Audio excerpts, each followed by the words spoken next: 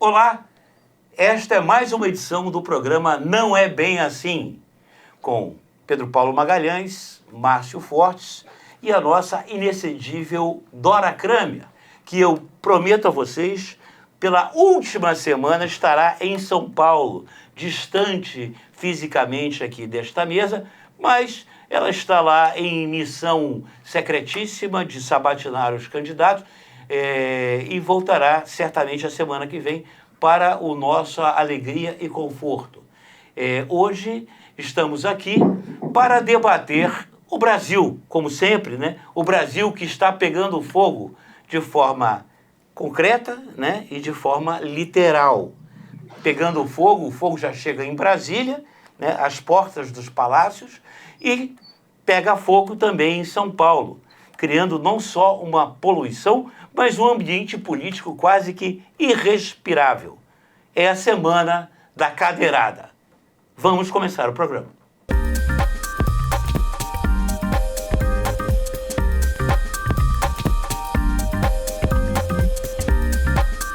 Márcio Fortes falou que eu não me apresentei.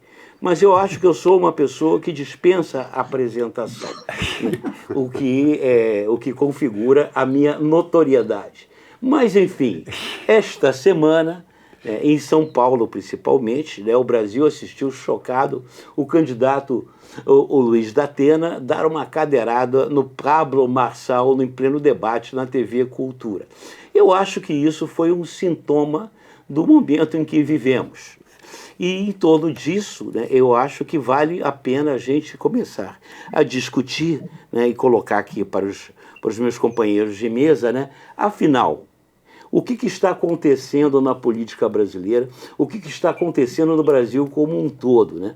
Nós acertamos muito na semana passada, quando falamos aqui que o Brasil pega fogo, as nossas matas, o Cerrado pegando fogo, e os nossos parlamentares de costas para a nossa realidade, interessados sim, e se vai ter verba para poder satisfazer a sua fome, a sua ganância irrefreável.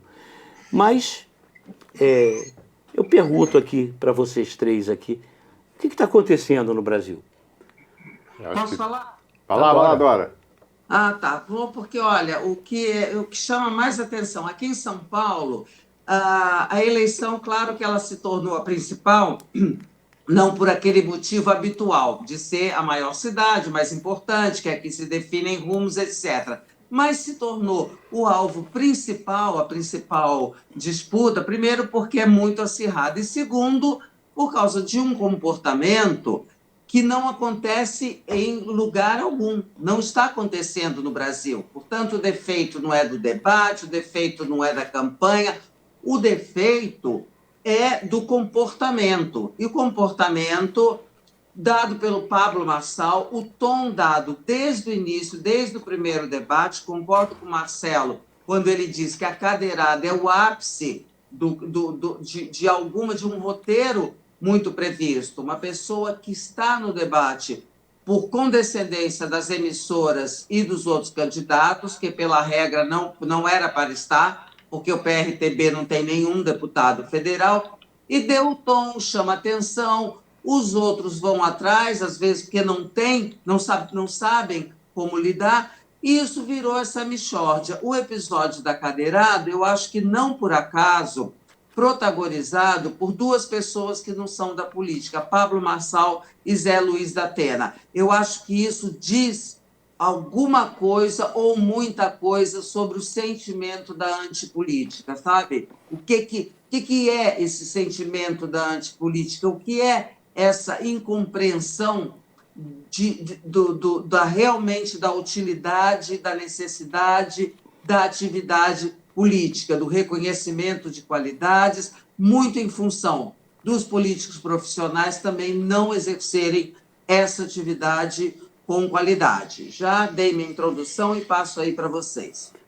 Acho que essa questão que você colocou de serem dois outsiders, que foram protagonistas do último lance, porque, como você falou, a história já começa desde o início das provocações do Pablo Marçal, que não eram típicas, que não são razoáveis. Mas eu acho que essa situação, eu volto a insistir que a questão da dificuldade do povo brasileiro de enxergar o político, né, como talvez devesse enxergar, né, acho que se dá pelo rame-rame que o Brasil vem rolando há 40 anos. Quer dizer, o Brasil vai ser o país do futuro, vai acontecer, vai ter oportunidade, e vai, sempre no futuro, sempre no gerúndio, sempre vai estar acontecendo, vai ser, mas nunca chega lá.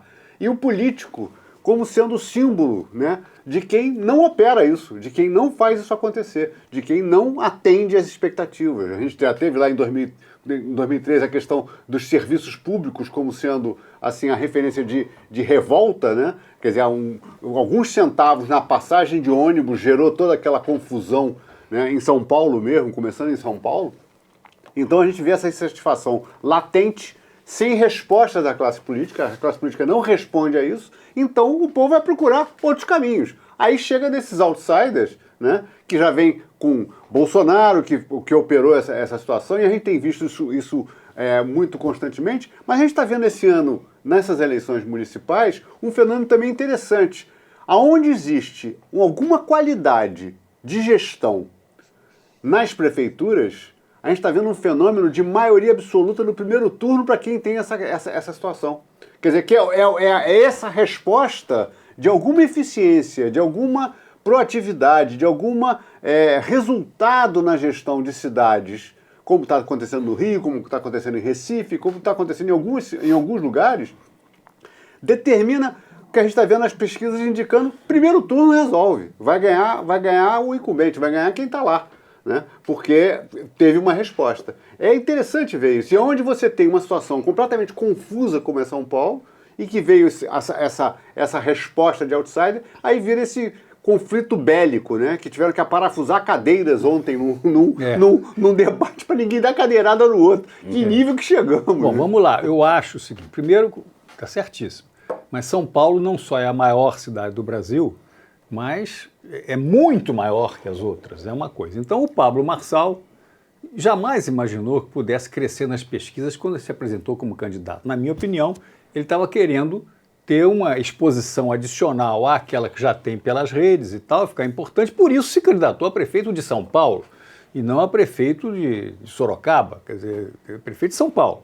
Porque aí ele aparece, aí ele tem capacidade de entrar e tal e coisa, mesmo que ele não tivesse 20% nas intenções de voto, se tivesse 3%, ele não seria o Padre Kelmon da campanha de 2022. Ele teria uma posição porque ele tem esse manejo desse sistema de comunicação que supera a simples rede, né? Quer dizer, a rede dele é tentacular, tem outros agentes funcionando ao mesmo tempo. Isso é o Pablo Marçal. Segundo, ele gostou da história. Ao provocar daquela forma o candidato da Atena, ao provocar, gerar, enfim, indignação sem controle do Zé Luiz da Atena, eu acho que ele imaginou que ia levar um soco, ou um saculejão assim na camisa e tal. Não imaginou que ia levar uma cadeirada, entendeu? Porque é uma coisa também, do outro lado, estranha.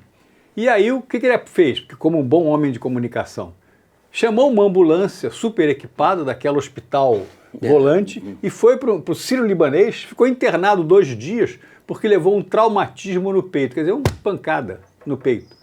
Então ele aproveita e começou a dizer que era semelhante à facada do Bolsonaro, que era semelhante ao tiro na orelha do Trump e não sei o quê, vendo se aí ganha algum tipo de factoide. Factoide positivo para ele. Mas não funcionou. Primeiro porque os bolsonaristas ficaram indignados. Comparar aquela cadeirada com a facada não, é uma facada, estava num ambiente público, aberto, uma beligerância de campanha que não tem nada a ver com a cadeirada. Então foi uma má comparação. Segundo, demonstrou também, como acabou de dizer a Dora, que o eleitorado não gosta desse tipo de comportamento. Não gosta, não aplaude. E aí tem a coluna do jornalista Hélio Gaspari de hoje, falamos um pouquinho sobre ela, não vou me estender muito não, que eu levo o pito aqui da Dora quando demora mais do que devo, mas ele lembrou que esse tipo de candidato fenece. Comparou o Enéas Carneiro no seu tempo, que foi candidato a presidente da República 3 vezes, que teve boa votação, depois foi deputado federal, comparou com o tal do Cacareco, que, como lembrou a Dora, era cacareca, depois comparou com o Tiririca, depois comparou com outros tais, E todos eles têm em comum uma excepcional votação em São Paulo.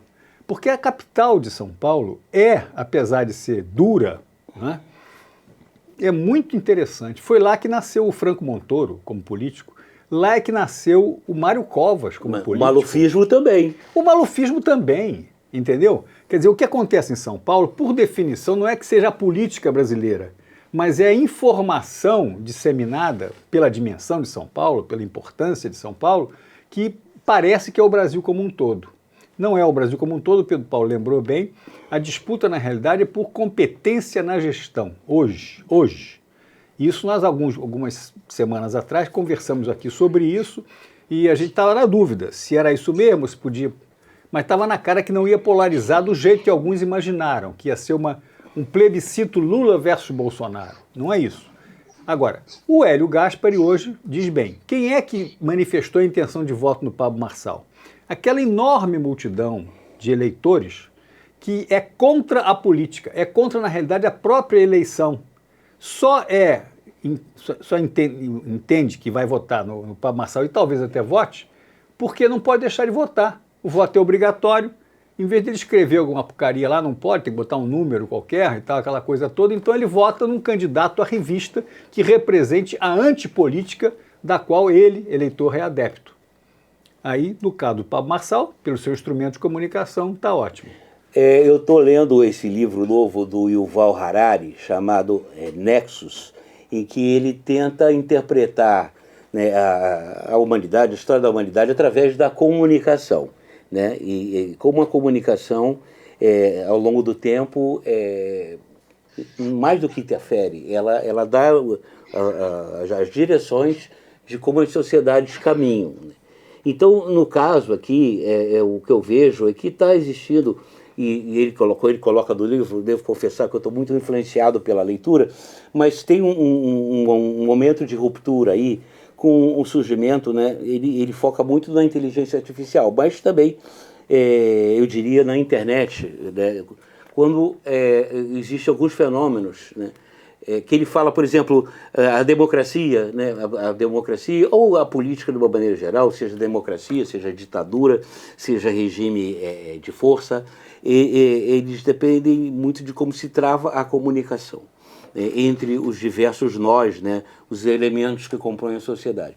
Então, o que eu vejo hoje na política brasileira é uma dissociação da classe política, né,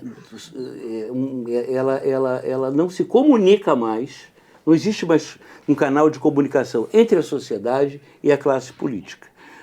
Tem essa ressalva do Pedro Paulo, né, de que quando você tem governos efetivamente que prestam serviço à comunidade, prestam contas, são efetivos, né, você tem uma resposta.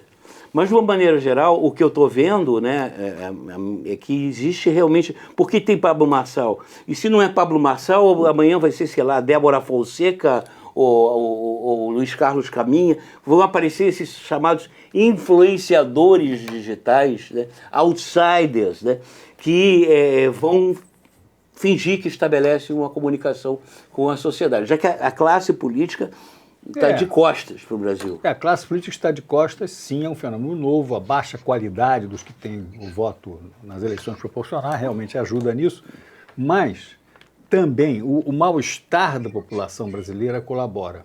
Mal-estar geral, né? Isso é uma coisa que tem diversas fontes, tem que ser melhor estudado, mas, por exemplo, aquela anulação do processo da Lava Jato foi um espanto para a sociedade como um todo, gerou um descrédito no Poder Judiciário. Podia haver dúvidas, agora gerou um descrédito. O Poder Judiciário fica tentando se recuperar disso, não é? Os orçamentos secretos, isso e aquilo, fizeram cair mais ainda o processo eleitoral no parlamento. Como bem disse o Pedro Paulo, não há mais partidos políticos, há companhias, organizações políticas cujo objetivo é o lucro pecuniário, né? Por causa do fundo partidário, do fundo eleitoral, não sei o que, etc. Mas, em 2017, foi feita uma reforma política que ninguém prestou atenção, que tem 2 pontos fundamentais. A cláusula de barreira foi, afinal de contas, instituída e a proibição de ser eleito quem tem menos que 10% do quociente eleitoral em cada estado. Com isso, você em 2030, Pedro Paulo, não vai ter mais um partido como o PRTB, que é o partido do Pablo Marçal. Ele vai ser eliminado. A cláusula de barreira de 4 em 4 anos aumenta as exigências até 2030. Então, em 2030, na minha opinião, você vai ter de 7 a 8 partidos no Brasil só, e não mais 18, porque os outros vão desaparecer, inclusive o PRTB. São contribuições pequenas, mas contribuições que existem para melhorar a situação. No mais, a economia tem que estar indo mais ou menos bem, a credibilidade do Poder Executivo e o trabalho demonstrado tem que ser impecável, como bem disse o Pedro Paulo, e o Judiciário tem que tomar conta do seu basquete de forma... Quer dizer, é uma vergonha, como já vimos aqui na semana passada, que o ministro do Supremo Federal, o Flávio Dino, que era do governo Lula, esteja dando ordens ao presidente da República. Continua dando. E continua dando, e pronto. Então isso gera esse desânimo, esse descrédito, que é o pano de fundo para as intenções de voto em Pablo Marçal e seus candidatos parecidos com ele. Só queria lembrar que o fenômeno, que essa coisa desses exotismos, isso não é novo. A cacareca citada pelo Hélio e referida pelo Márcio foi em 1959. Em 1960 veio Jânio Quadros. E a primeira eleição depois da ditadura elege o Collor, que também é uma pessoa desse extrato, que, concordando com o Hélio, não se sustentou, porque sofreu impeachment, né? Então, é só para lembrar que essa coisa não é nova, muda a forma, porque hoje a gente tem a expressão do digital. Médio, né, Dora? Oi? Médio, porque o Jânio Quadros tinha aquele negócio da caspa no paletó e tal, mas ele tinha sido prefeito de São Paulo e governador do estado de São Paulo antes de ser candidato, depois eleito presidente da República.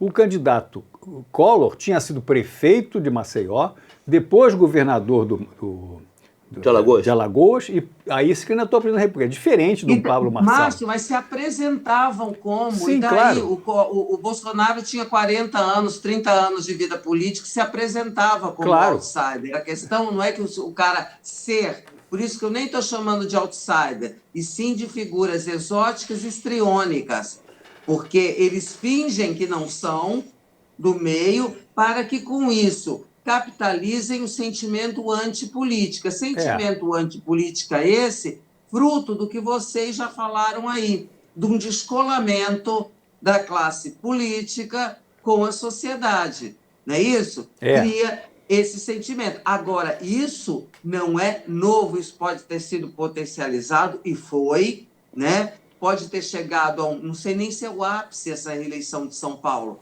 porque eu não sei quantos Pablos Marçais virão. Fato é que tem esse lado, o cara faz sucesso, mas o cara tem uma rejeição estúpida. O que é isso, né? Eu acho, na política, esse um tema de debate, de desvendamento, muito mais do que ficar com nojinho, com preconceito. Sabe como? Não é preconceito, é conceito mesmo, porque esse troço é horroroso. Mas eu acho que isso requer um destrinchamento melhor.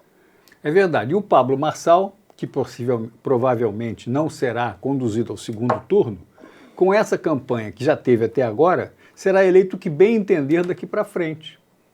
Deputado com certeza, é só ele querer. A retenção de imagem... Mas majoritária, Márcio? Não, majoritária não. Não, majoritária não. É deputado, ele pode ser deputado estadual, pode ser deputado federal, pode até inventar, dependendo das circunstâncias, um Senado, coisa que o valha. Porque já ganhou a chamada retenção de imagem. Quer dizer, daqui a 2 anos, ele será lembrado como um cara que é contra a política, que vale, que é do caminho oposto ao político tradicional e que, portanto, vale apostar nele. O que ocorrerá dessa multidão de eleitores que não gostaria de ser eleitor? Vai votar porque o voto é obrigatório. Então, prefere votar no cacareco. O cacareco, ou a cacareca, em 1959, não tinha urna eletrônica. Você escrevia num papel o nome do seu candidato. Então o cara escrevia cacareco. Pronto, acabou. Não havia esse sistema todo que o Macaco Tião, que as leis, o Macaco Tião e tantos outros que foram, enfim, compuseram a peculiaridade nas eleições de então, né? Agora, tem outras coisas melhorando. Os tribunais regionais eleitorais, não o TSE aqui, que têm a responsabilidade de confirmar candidaturas e de depois diplomar os eventuais eleitos, estão trabalhando como nunca eu vi. O TRE do Rio de Janeiro está indeferindo candidaturas à razão de 3 a 4 por hora, ou não sei, por dia. Por quê? Porque tem uma coisa em paralelo que é a lei da ficha limpa, que é uma lei nova, de 2007 ou 2008, ou coisa que o vale, mas que não permite que candidatos que tenham tido na sua vida pregressa de políticos as contas rejeitadas, que no Rio se tem hoje a discussão do Garotinho, ex-governador, pré-candidato, já foi, apareceu na televisão como candidato a vereador na cidade do Rio de Janeiro, que teve a candidatura cassada pelo TRE agora, ele está recorrendo. Então são coisas que tendem também a melhorar um pouco esse quadro organizacional das eleições. Sinceramente, Márcio, eu acho que a questão tem um fundo maior do que esse. Eu acho que a questão do TRE é um detalhe, na minha opinião. Por quê? Porque eu acho que, por exemplo, como você começou a falar, o Pablo Marçal faz o que faz, ele aumenta a sua popularidade, mas ele aumenta muito a sua rejeição. É verdade. Isso, para mim, é muito claro o seguinte, essa atitude antipolítica, ela não é para toda a população. Ela atinge um determinado segmento que olha para a política de uma maneira muito simplista. Né? Muito simplista, de que tá ruim, quero o outro, é uma coisa meio reativa e pouco racional, que vai muito pela forma, que vai muito pela capacidade que o Pablo Marçal tem de operar a mídia para conseguir fazer chegar no nome dele, para ele ter a relevância, né, que ele tem. Então eu acho que é um extrato que compra essa ideia. Há um outro extrato que rejeita isso de uma maneira bastante forte, por isso a rejeição cresce. Né? Por isso que as pessoas respondem dizendo, não, isso aí eu não quero, isso não resolve o problema. O problema existe, mas não é essa a solução. Eu acho que o que a gente tem, esse mesmo que rejeita isso, deve ser aquele que aprova os governantes em outros lugares, que aprova os governantes que estão tendo efetividade, que demonstram um mínimo de seriedade em relação à questão da coisa pública, né? De atacando os problemas das cidades e fazendo o que tem que ser feito para poder ganhar a popularidade que ganha. Então eu acho que essa dicotomia, ela existe, né? E não é uma coisa assim, é um levante, vai todo mundo... Não vai. Tanto que o Pablo Marçal tem 20%, ele não tem 50%. Né? E ele tem um crescimento dessa rejeição na medida que começa... E o Datena também, que são os outsiders. Então, porque ele não tem um traço político da vida política, ele tem ali... E o político profissional, ele tempera essa reação dele. Ele tem já uma história de responsabilidade em relação a isso, ele é mais medroso, ele é menos cauteloso. Mais cauteloso seria, não medroso. Na hora de gerar reações, porque ele sabe que as reações não são tão controláveis assim. Então ele tem medo exatamente dessa reação incontrolável. E nunca que são pode positivas. A situação nunca dela. são positivas. Quer dizer, não é que sejam apenas perigosas, elas são muito negativas para o candidato, tanto para aquele que agride quanto para aquele que é agredido, porque ninguém gosta desse negócio. Lá no colégio, quando a gente era aluno no colégio secundário, quando tinha briga, os dois eram suspensos. Pronto, não quer saber quem tem razão, certo? Quem bateu e quem apanhou. Os dois tinham que ser punidos igual, porque você não pode permitir que haja esse tipo de coisa numa apresentação como a de um debate em São Paulo. Agora, isso parece que a gente está assistindo um espetáculo de MMA, né? Daquela luta, né? De dois insanos num Insano não, um esporte espetacular. Eu acho um horror, aquele negócio pior que... Alta audiência. Eu acho uma coisa que é contrária à civilização. Eu acho que talvez seja outro sintoma interessante, porque o que a gente assiste, né, na política realmente é esse distanciamento das pessoas, observando ali uma rinha de galo, uma luta de gladiadores na arena, e que não tem nada a ver, né, com a política em si. Né? A política que eu falo lá na Rádio Tupi, né? A política é uma das mais sofisticadas, mais importantes conquistas da humanidade. Porque a política é justamente o trato da coisa pública. Como é que você vai conduzir os assuntos públicos para que a sociedade como um todo tenha uma vida melhor no seu conjunto, tenha uma convivência civilizada no seu conjunto? A política é uma coisa nobre. No Claro. entanto, tem a capacidade perdão, de atrair os picaretas. Eu estou assistindo um podcast da Thaís Bilenque, no UOL, muito interessante, sobre o Arthur Lira. O Arthur Lira, ele é um político de província. É um político de província que é presidente da Câmara dos Deputados. Realmente é uma coisa extravagante. Mas isso mostra o quão a política brasileira anda para trás e quanto que... E quando me refiro à política, não é só ao Congresso, não. Eu me refiro também ao Judiciário e ao Executivo. Quanto a política e os políticos estão dissociados da sociedade brasileira. Né? Hoje você vê o Brasil, como eu sempre digo, é um país à deriva, porque justamente aqueles que deveriam estabelecer os caminhos, sugerir os caminhos, as conduções, o que fazer, não fazem por incapacidade, por desinteresse, por má fé, seja lá o que for, seja no Executivo, no Judiciário, no Legislativo. E isso tem um preço. A história é implacável. Ela apresenta a conta. E a conta sai cara. E aí, Dora?